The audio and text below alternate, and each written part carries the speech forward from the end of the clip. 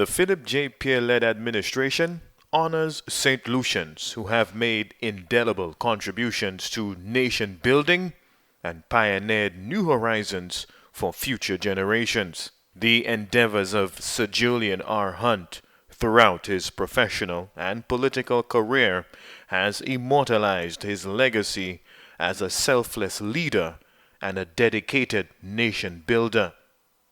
To commemorate Sir Julian's proud legacy, the government of St. Lucia took the decision to rename the Gros-Islet Highway in his namesake. The renaming ceremony was held on August 14th. Prime Minister Honorable Philip J. Pierre candidly reflected on the impact Sir Julian has had on his life and extolled his distinguishing qualities and virtues that solidifies his impressive legacy, which is at the core of St. Lucia's post-adult suffrage history.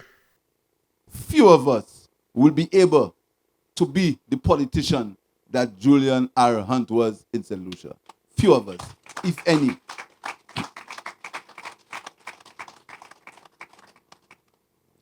Julian had a nationalism that was unheard of. He liked St. Lucia. He liked things St. Lucian.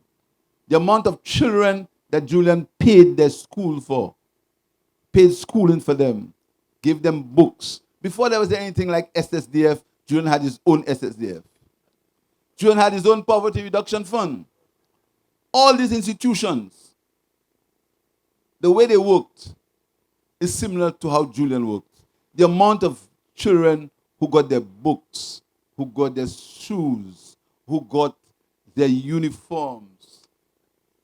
And we're not even speaking about sporting clubs, sporting gear, cricket.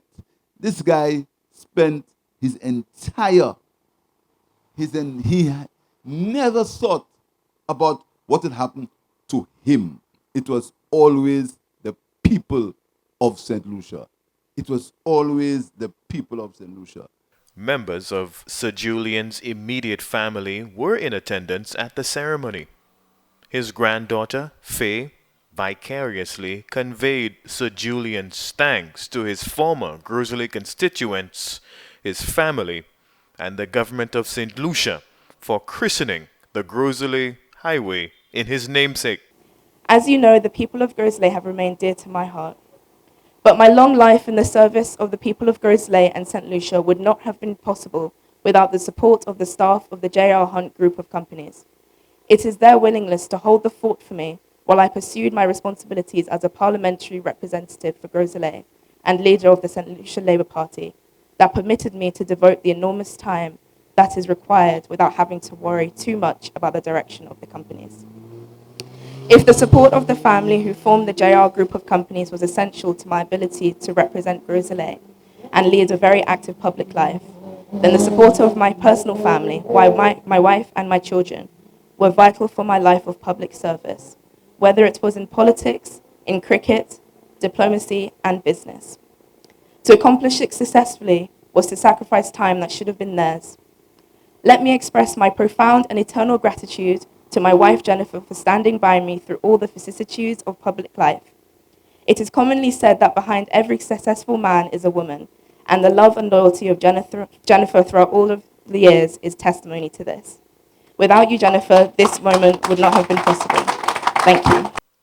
Sir Julian R. Hunte's political ascent began in 1971 when he was appointed mayor of Castries.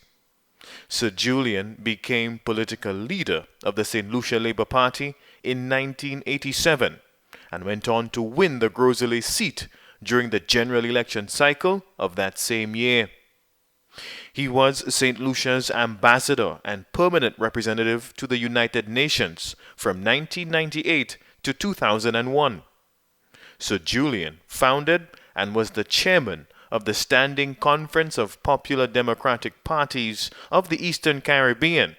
He also co-founded the St. Lucia National Trust and served as its chairman for almost 2 decades. From the office of the Prime Minister, Rihani Isidore.